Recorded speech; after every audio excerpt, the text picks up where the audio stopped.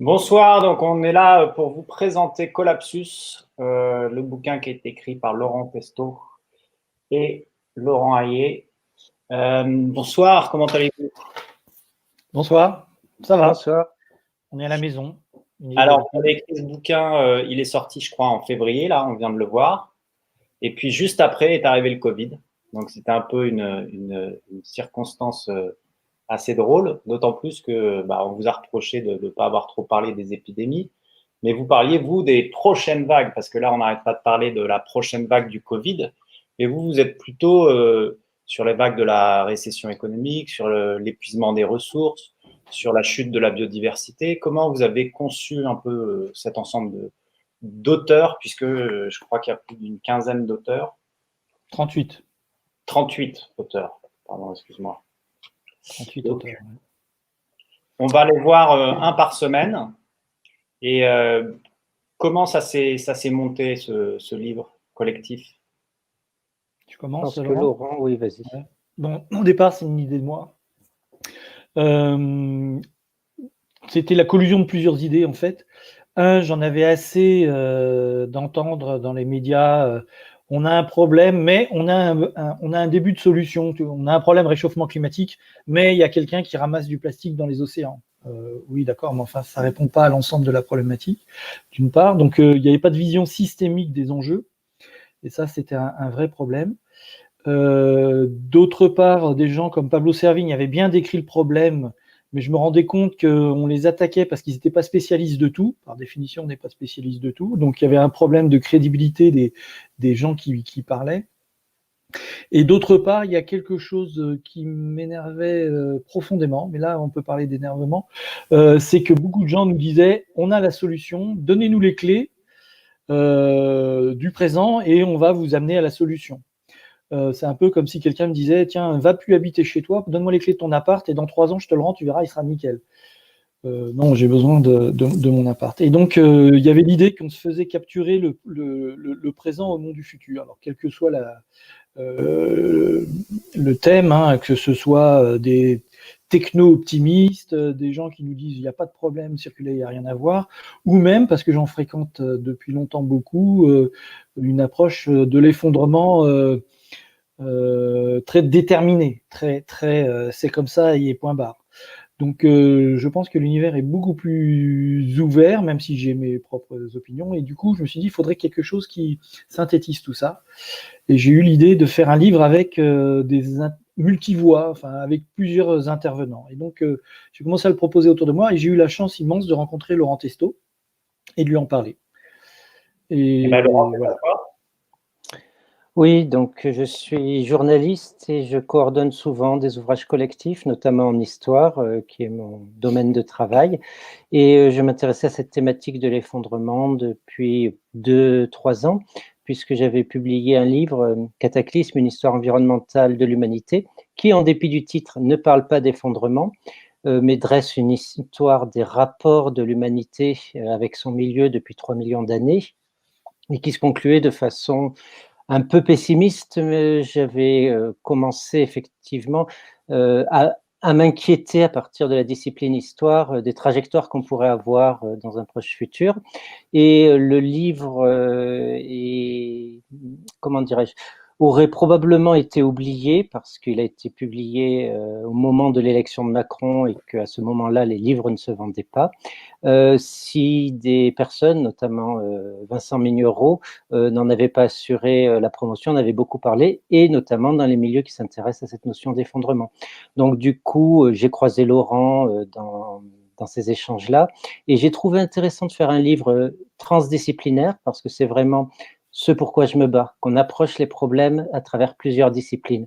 À mon avis, on crée les problèmes lorsqu'on ne fait qu'une seule discipline, parce qu'on ne voit qu'à travers un seul regard des thématiques qui sont absolument, qui s'étendent sur, dont les conséquences s'étendent sur plusieurs domaines à la fois.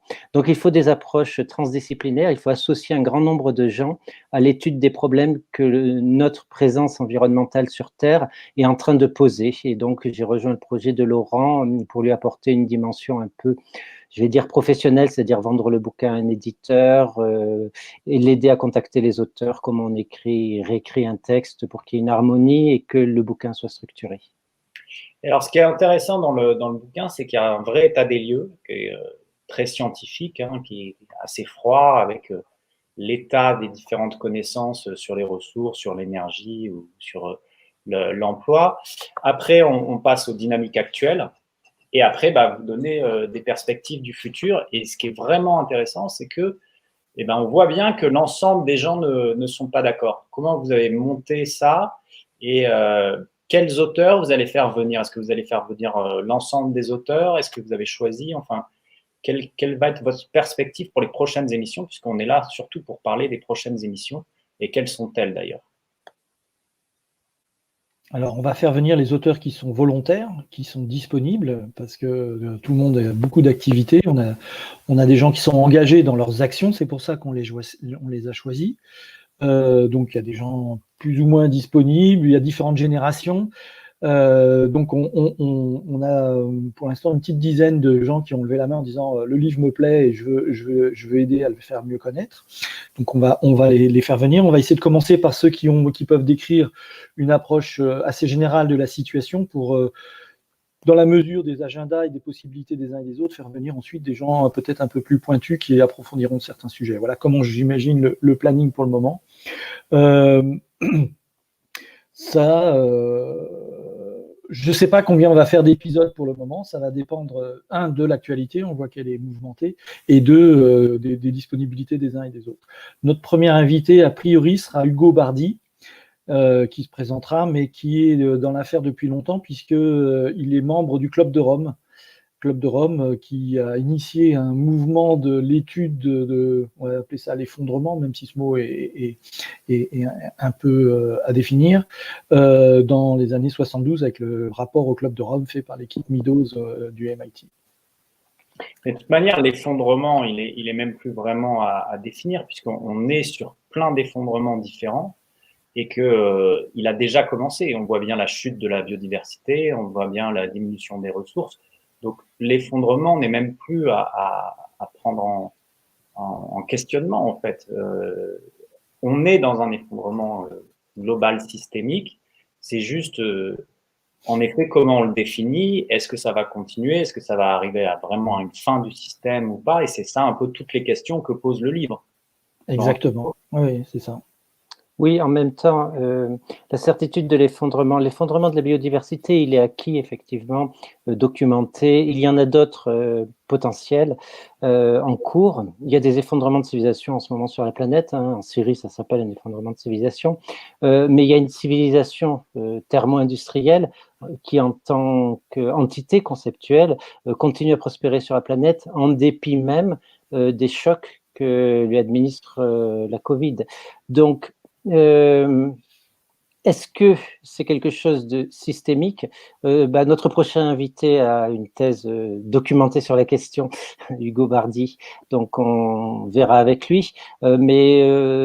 Il y a des penseurs qui pensent différemment et pour ma part, je ne me prononcerai pas. Je pense que l'avenir est vraiment inconnaissable par nature et qu'il faut justement faire cohabiter différentes opinions pour que les gens soient plus ou moins convaincus que cette opinion-là peut se défendre ou pas. Mais on ne peut jamais être certain du futur, même quand la science nous donne un cadre physique des possibles dans les décennies à venir, qui est vraiment inquiétant en termes de réchauffement climatique, d'effondrement de la biodiversité ou des limites des ressources. C'est exactement ce que je disais, c'est-à-dire que on est vraiment dans cette période-là et on ne sait pas du tout comment ça va continuer. Il y a tellement de problématiques qui sont jointes et liées qu'on ne peut pas savoir, et c'est ça qui est intéressant, de faire passer des penseurs ou des scientifiques ou des professionnels de différentes professions pour voir ça. Donc moi, je pense qu'on va finir là pour ce soir, excusez-moi, et on va attendre la prochaine émission avec Hugo. Je vous laisse conclure pendant 1 ou 2 minutes chacun. Ok, bon, je me lance, comme ça on finira avec Laurent. Oui, alors le livre était volontairement polyphonique, hein, vraiment comme l'a dit Laurent, pour montrer qu'on pouvait avoir différents avis. On n'a pris que des gens qui acceptaient de discuter de la notion d'effondrement, c'est-à-dire de basculement d'une réalité dans une autre, qui étaient contre, qui étaient pour, qui étaient agnostiques, ne sachant pas trop, parce que il faut à tout prix éviter, c'est ce que j'ai dit en introduction, hein, que les scénarios sont écrits, donc bah, vous n'avez plus qu'à vous asseoir sur le siège du passager et regarder le spectacle. Une idée qui est vraiment désespérante, c'est ça, c'est qu'il n'y a plus rien à faire. Soit on va de toute façon devenir immortel et voyager dans les étoiles, soit on va de toute façon tous mourir dans d'atroces souffrances. Rien de tout ça n'est défini et prédit. Il y a un cadre scientifique. Le futur est certainement déterminé, mais déterminer à quel point, on n'en sait rien. Et on a tous des choix à faire. Et le livre est là avec cette volonté d'essayer d'éveiller le lecteur à ces différentes visions, possibilités. Même si des fois ça sonne un peu cacophonique, quand même, si on ne fait pas de recul sur la mosaïque d'opinion, on voit quand même des tendances qui se dessinent. Et là, on peut se déterminer en disant, bah moi, je me sens plutôt ici aujourd'hui, demain je me sentirai plutôt là, et entre les deux, je peux faire quelque chose. Laurent Testo. Oui, alors je vais être beaucoup plus court. Je vais répéter juste que le futur n'est pas écrit, mais qu'il est conditionné par des limites physiques que nous sommes en train de créer. Et en même temps, quand on dit ça, quand on sait qu'on émet un certain volume de gaz à effet de serre qui nous mène sur telle trajectoire de réchauffement climatique, on est en train de le changer. Et pour le mieux quand on est informé de ce qui se passe. C'est pourquoi il faut continuer à en discuter, à alerter et à prendre des mesures qui soient adaptées au contexte. On est vraiment complètement hors des clous de la survie de l'humanité si on continue à vivre comme on le fait. Donc il est urgent de changer et pour cela, il faut commencer à comprendre le système. Alors, je suis entièrement d'accord. Je vais juste citer quelques chapitres comme ça. Assurer la sécurité dans un état en décomposition par Alexandre Boisson. L'histoire de l'évolution le montre, l'entraide est la seule réponse viable à l'effondrement de Pablo Servigne. Comment nourrir l'humanité de Frédéric Denez. Un monde de réfugiés, point d'interrogation, par François Gémen. Laissons les océans tranquilles par Jean-Marc Dancil qui vient de sortir un bouquin qui s'appelle Carnage. Le transhumanisme face au désastre écologique par Gabriel Dort. Dans quelle mythologie s'inscrit votre vision de la fin de notre monde par Jean-Noël Lafargue. Femmes, démographie, écoféminisme par Gwen Tanguy. Voilà. Juste un petit mot pour chacun pour conclure. À la prochaine. On fait quand la prochaine émission?